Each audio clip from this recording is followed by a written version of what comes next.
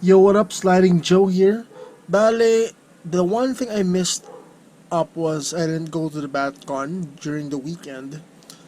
Then, sa Facebook, nakita ko to for 500 pesos only. So, I PM my friend, si James, to get me one of this. 500 pesos lang to. And it Toys R Us exclusive siya. So, from 1.5, naging 500 pesos. Not bad. So si Batman and Superman from the movie Batman vs Superman.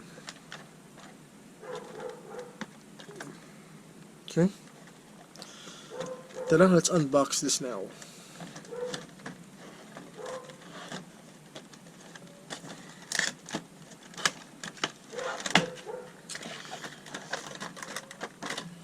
Ingay na aso ah.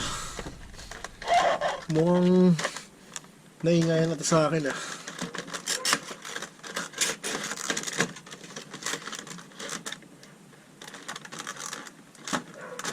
So, to, si Superman. Yan ang favorite ko, si Batman. So, let's check out Superman first. So, ito yung pop niya. May kasama siyang stand. I think nadikit yung stand sa kanya.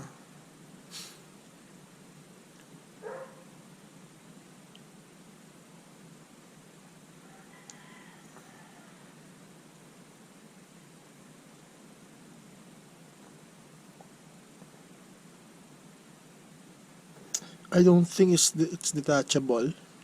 I think nadikit na to dito. Oops. Si Batman.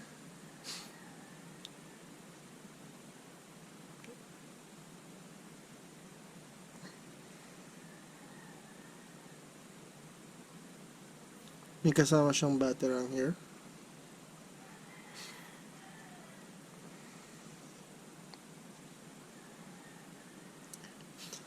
Actually, hindi siya bad for 500 pesos. So, you got two pops here.